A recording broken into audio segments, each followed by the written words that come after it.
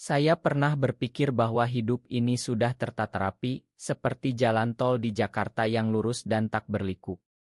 Saya, Ardi, anak sulung dari keluarga Muslim konservati di Yogyakarta, harus menjadi teladan, sholat 5 waktu, kuliah di universitas negeri, dan suatu hari menikah dengan perempuan salehah yang dipilih ayah. Cinta sesama jenis. Itu dosa besar, penyimpangan yang hanya ada di ilmu barat atau berita sensasional. Saya yakin sekali, sampai hari itu datang, hari yang merobek semua keyakinan saya. Hujan deras mengguyur Yogyakarta sore itu membuat jalanan Malioboro banjir kecil. Saya berlindung di sebuah kai kecil dekat kampus, tempat yang jarang saya kunjungi karena terlalu mahal untuk kantong mahasiswa. Di sana, saya melihatnya pertama kali. Rea duduk sendirian di pojok, membaca buku puisi dengan alis berkerut dalam. Rambutnya hitam legam, sedikit bergelombang, dan matanya, ya Tuhan, matanya seperti danau Borobudur saat ajar, dalam dan tenang. Dia mengenakan kemeja batik sederhana, lengan digulung sampai siku, memperlihatkan lengan yang kekar tapi lembut. Saya tidak tahu kenapa kaki ini bergerak sendiri mendekatinya. Permisi, boleh duduk di sini. Yang lain penuh, katanya saya, padahal ada meja kosong di sebelah. Rea tersenyum tipis, mengangguk. Suaranya lembut, beraksen Jawa halus yang membuat hati saya bergetar aneh. Kami ngobrol tentang hujan, tentang Yogyakarta yang semakin macet, tentang puisi Chairil Anwar yang sedang dia baca.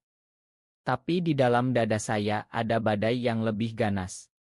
Kenapa tatapan dia membuat saya sulit bernapas? Kenapa saya ingin terus mendengar suaranya? Malam itu saya pulang ke kos dengan pikiran kacau. Saya sholat istikharah, memohon petunjuk. Tapi mimpi malam itu justru tentang Rea. Kami berjalan di pantai Parangtritis, tangan saling genggam, angin laut menerpa wajah.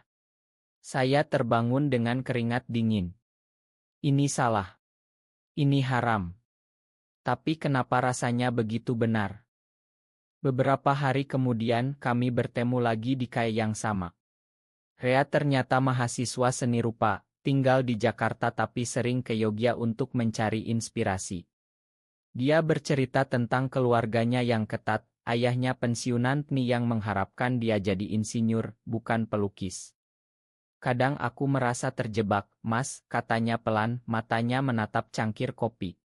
Saya ingin bilang bahwa saya juga terjebak, tapi kata-kata itu tertahan di tenggorokan. Pertemuan kami semakin sering. Kami jalan-jalan di keraton, makan gudeg di warung pinggir jalan, nonton wayang kulit di malam minggu. Setiap kali bersamanya, dunia terasa lebih berwarna. Tapi setiap kali sendirian, konflik batin menerkam, ini cinta atau nafsu setan. Kalau keluarga tahu, apa mereka akan buang saya? Apa Tuhan akan murka? Suatu malam setelah hujan reda, kami duduk di bangku taman dekat Tugu. Rea tiba-tiba pegang tangan saya. Telapaknya hangat, membuat seluruh tubuh saya gemetar. Ardi, aku suka sama kamu. Bukan sebagai teman. Kata-katanya seperti petir di malam gelap. Saya tarik tangan saya kasar, berdiri. Rea, ini salah. Kita laki-laki. Ini dosa. Suara saya bergetar, tapi hati saya berteriak sebaliknya. Dia menatap saya dengan mata berkaca. Aku tahu risikonya. Tapi aku nggak bisa bohong sama perasaan ini. Saya lari dari sana, meninggalkannya sendirian di bawah lampu taman yang redup. Malam itu, saya nangis di kamar kos, memukul dada sendiri. Kenapa Tuhan ciptakan perasaan ini kalau hanya untuk menyiksa? Tapi keesokan harinya, saya kembali ke kai. Rea ada di sana, wajahnya pucat. Saya duduk di depannya tanpa bicara. Akhirnya, saya pegang tangannya pelan. Aku takut, tapi aku lebih takut kehilangan kamu. Dia tersenyum, air mata mengalir.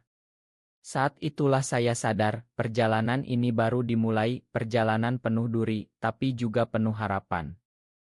Hari-hari setelah pengakuan itu terasa seperti mimpi yang rapuh. Kami bertemu diam-diam di tempat-tempat sepi seperti pinggir kali Code atau kai kecil yang jarang dikunjungi mahasiswa. Rea semakin berani menyentuh saya, pegang tangan di bawah meja, sandar bahu saat nonton film di bioskop tua. Setiap sentuhan itu seperti api yang membakar, tapi juga obat yang menyembuhkan luka batin saya. Tapi konflik semakin dalam. Ayah menelepon, bertanya kapan saya pulang ke rumah dan kenalan dengan anak tetangga yang katanya cantik dan salehah. Kamu sudah 23 tahun, Ardi. Waktunya mikir masa depan, katanya tegas. Saya hanya diam, hati seperti diremas. Bagaimana bilang bahwa masa depan yang saya impikan bersama Rea, bukan perempuan manapun. Rea juga punya beban sendiri. Dia cerita tentang kakaknya yang sudah menikah paksa karena keluarga takut dia salah jalan. Aku nggak mau kayak gitu, Ardi. Aku mau hidup jujur, katanya suatu malam saat kami duduk di rooftop kosnya, memandang bintang-bintang Yogyakarta yang redup karena polusi. Saya peluk dia dari belakang, dagu di bahunya. Kita cari jalan bersama, ya. Kami mulai berani lebih. Suatu akhir pekan kami naik motor ke Parangtritis. Ombak ganas, angin kencang, tapi kami berjalan di pantai sepi, tangan saling genggam. Rea berhenti menatap saya dalam. Ardi, aku ingin cium kamu. Jantung saya berdegup kencang. Di sekitar kami kosong, hanya suara ombak. Saya angguk pelan. Bibirnya menyentuh bibir saya, lembut, hangat, penuh rasa yang tak pernah saya bayangkan. Ciuman pertama kami di bawah langit senja Parangtritis terasa seperti pembebasan sekaligus kutukan. Tapi kebahagiaan itu singkat. Beberapa minggu kemudian teman kampus saya, Ajar, melihat kami di Malioboro. Dia tersenyum aneh, tapi tak bilang apa-apa. Gosip mulai menyebar pelan. Ardi sama cowok Jakarta itu deket banget, ya. Saya pura-pura cuek, tapi dalam hati panik. Rea lebih tenang, biarkan saja, yang penting kita kuat. Konflik memuncak saat ayah datang ke Yogyakarta tanpa pemberitahuan. Dia ingin surprise, katanya. Saya panik saat Rea sedang di kos saya. Kami buru-buru sembunyikan barang-barangnya, tapi ayah sudah curiga. Kamu kok jarang pulang? Ada apa, Di? Tanya ayah saat makan malam.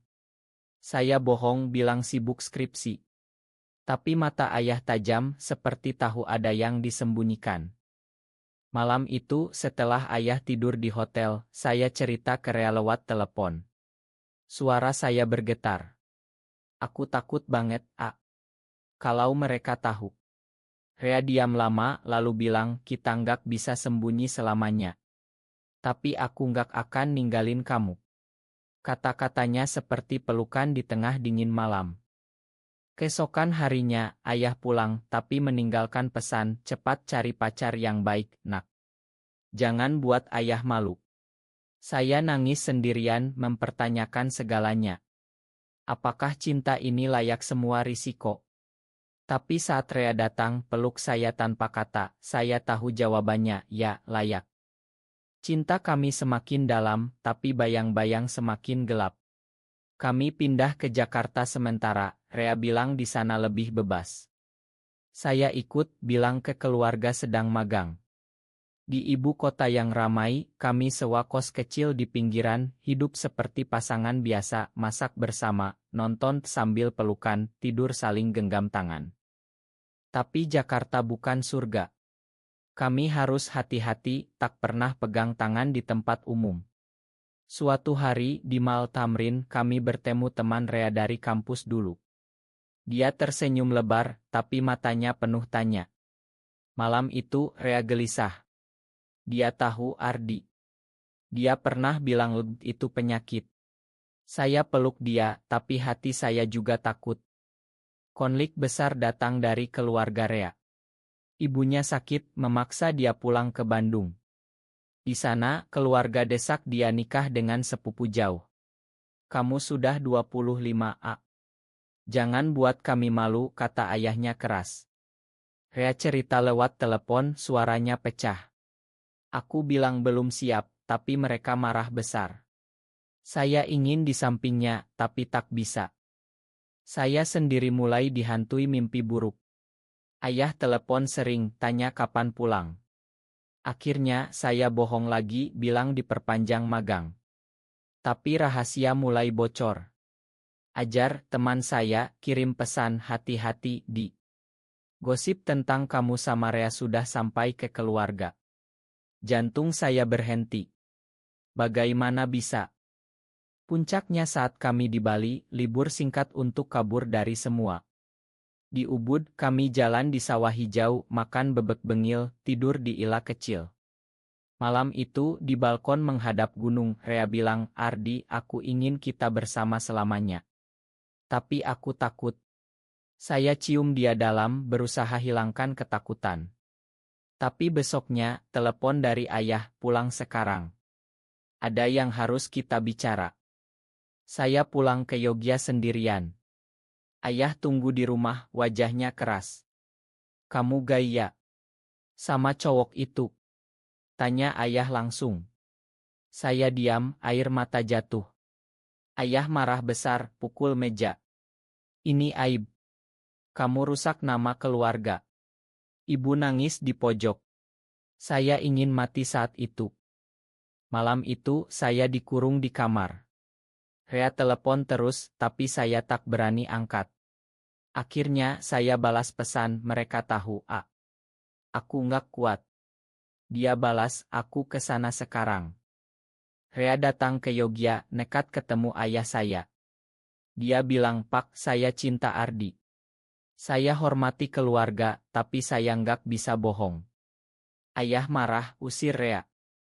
Tapi ibu yang diam saja, pelan bilang, biarkan anak kita bahagia, Mas. Konflik semakin rumit.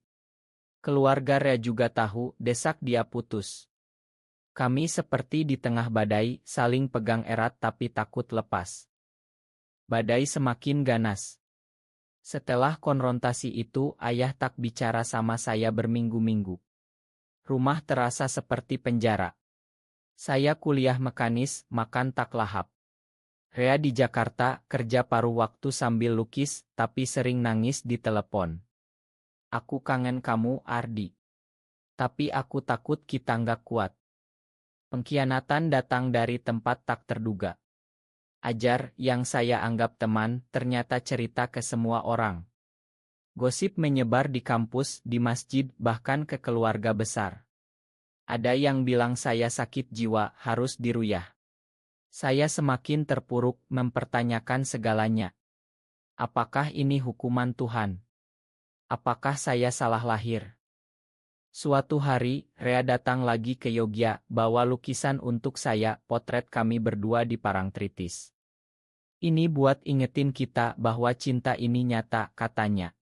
Kami pelukan lama di kos, nangis bersama. Tapi malam itu ada yang ketuk pintu keras. Polisi agama setempat, katanya ada laporan perbuatan mesum. Kami panik, tapi untung hanya peringatan. Konflik batin saya memuncak. Saya hampir menyerah, hampir bilang ke Rea untuk putus demi keluarga. Lebih baik kamu nikah, Aku nggak mau kamu susah. Kata saya suatu malam. Rea marah pertama kali. Kamu pikir aku bisa hidup tanpa kamu? Ini bukan permainan, Ardi. Dia cerita tentang temannya di Jakarta, pasangan gay yang bunuh diri karena tekanan keluarga. Aku nggak mau kita kayak gitu. Kata-katanya seperti tamparan.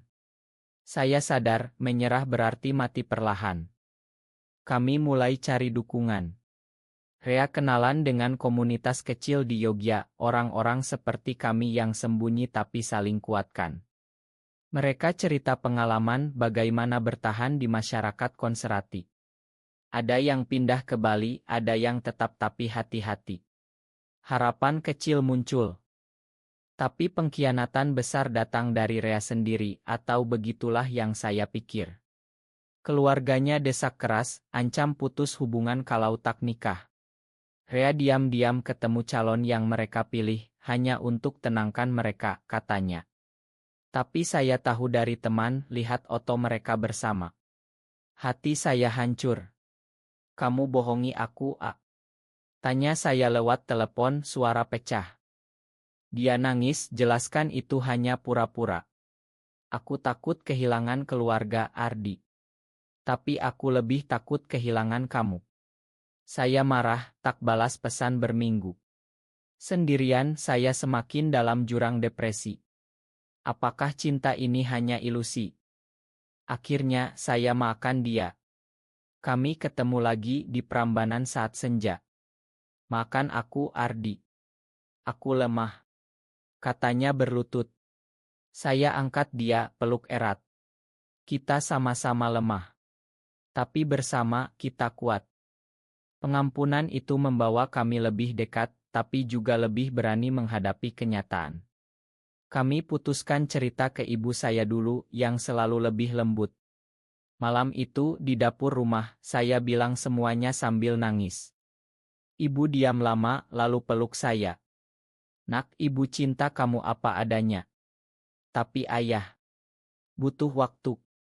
Kata-kata itu seperti cahaya di kegelapan. Ibu mulai bicara pelan ke ayah, cerita tentang anak tetangga yang tersembuh tapi sebenarnya pura-pura. Ayah mulai goyah, meski masih marah. Sementara itu, keluarga Rea semakin keras. Ayahnya sakit jantung karena stres, salahkan Rea. Rea hampir menyerah, bilang mau ikut kehendak mereka. Aku nggak bisa lihat ayah sakit karena aku, Ardi. Katanya saat kami di Bali lagi, kabur sebentar. Kami duduk di pantai Kuta, ombak tenang. Saya pegang wajahnya. Kamu pikir aku bisa hidup tanpa kamu? Kita cari jalan tengah. Tapi dalam hati, saya takut kehilangan dia selamanya. Pengkhianatan kedua datang dari masyarakat. Ada raya di tempat nongkrong komunitas kami, polisi oto kami, ancam sebarkan kalau tak tobat. Beberapa teman komunitas pindah, takut. Kami semakin terisolasi. Saya mulai minum obat penenang, Rea semakin kurus. Konflik batin semakin berat. Saya mimpi buruk setiap malam, dibuang keluarga, dihina masyarakat, sendirian selamanya. Rea juga, dia lukis semakin gelap, potret kami terpisah. Aku takut kita berakhir tragis, Ardi. Bisiknya suatu malam saat kami tidur berpelukan di kos kecil. Tapi di tengah kegelapan ada titik terang. Ibu ajak ayah ketemu psikolog yang paham isu ini, bilang ini bukan pilihan tapi bawaan. Ayah mulai baca buku, diam-diam suatu hari dia telepon, pulanglah, nak. Kita bicara. Suara ayah pelan, tak seperti biasa. Saya pulang, Rea ikut diam-diam di rumah, ayah tunggu. Aku nggak paham ini semua. Tapi aku nggak mau kehilangan anakku. Katanya, mata berkaca. Ibu nangis. Saya peluk ayah lama, rasa lega bercampur sedih. Tapi keluarga Rea belum. Ayahnya semakin sakit, Rea terpaksa pulang ke Bandung. Aku harus dampingi dia, Ardi. Tapi aku janji kembali. Kata-katanya penuh air mata. Saya lepas dia di stasiun, hati seperti robek. Sendirian lagi, saya semakin kuat karena dukungan ibu dan ayah yang perlahan berubah. Saya mulai terbuka ke adik yang ternyata sudah curiga dan dukung saya. Harapan muncul pelan. Waktu berlalu berat tanpa Rea. Dia di Bandung dampingi ayahnya yang semakin lemah. Kami hanya telepon malam-malam, cerita rindu yang menyiksa. Aku mimpi kamu setiap hari, Ardi. Bisiknya. Saya juga, tapi takut bilang bahwa kadang saya ragu apakah kami bisa bersama. Akhirnya, ayah Rea meninggal. Pemakaman penuh tangis, keluarga salahkan Rea secara tak langsung. Rea semakin tertekan, hampir setuju nikah untuk tenangkan ibunya. Ini demi ibu, Ardi. Aku nggak kuat lagi. Katanya suatu malam, suara datar. Hati saya hancur total. Pengkhianatan terakhir ini terasa seperti akhir. Saya nangis berhari-hari, tak makan, tak kuliah. Ayah dan ibu khawatir bawa saya ke dokter. Kamu harus kuat, nak. Cinta sejati nggak mudah, kata ayah yang kini paham lebih dalam. Tapi Rea telepon lagi bilang batal nikah. Aku nggak bisa bohong lagi. Setelah ayah pergi, aku sadar hidup ini singkat. Aku ingin hidup dengan kamu, katanya tegas. Dia datang ke Yogya, wajah kurus tapi mata berbinar. Kami ketemu di Borobudur saat ajar, tempat yang selalu kami impikan. Rea berlutut bawa cincin sederhana dari kayu. Ardi, maukah kamu jalani hidup ini bersamaku apapun yang terjadi? Saya nangis, angguk. Kami peluk lama, matahari terbit perlahan seperti harapan baru. Keluarga kami perlahan terima. Ayah saya ajak Rea makan malam, bicara panjang tentang masa depan. Ibu Rea setelah kehilangan suami mulai paham bahwa kebahagiaan anak lebih penting. Masyarakat masih banyak yang menghakimi, tapi kami pindah ke Bali, tempat lebih terbuka. Di sana kami hidup sederhana, Rea lukis, saya kerja di galeri seni. Kami tak nikah resmi, tapi komitmen kami lebih kuat dari apapun. Suatu senja di Pantai Sanur, kami ulang ciuman pertama, tapi kini penuh kedamaian. Cinta kami bukan dongeng sempurna. Ada luka, ada air mata, ada pengorbanan. Tapi di akhir, kami belajar bahwa cinta sejati butuh keberanian, keberanian jujur pada diri sendiri, pada Tuhan, pada dunia. Dan meski masyarakat masih keras, kami temukan kedamaian dalam pelukan satu sama lain. Kini saat saya tulis ini, Rea tidur di samping saya, napasnya tenang. Saya tersenyum. Perjalanan cinta kami yang dimulai dari ciuman pertama tak terlupakan, membawa kami ke sini, ke tempat damai, ke cinta yang abadi.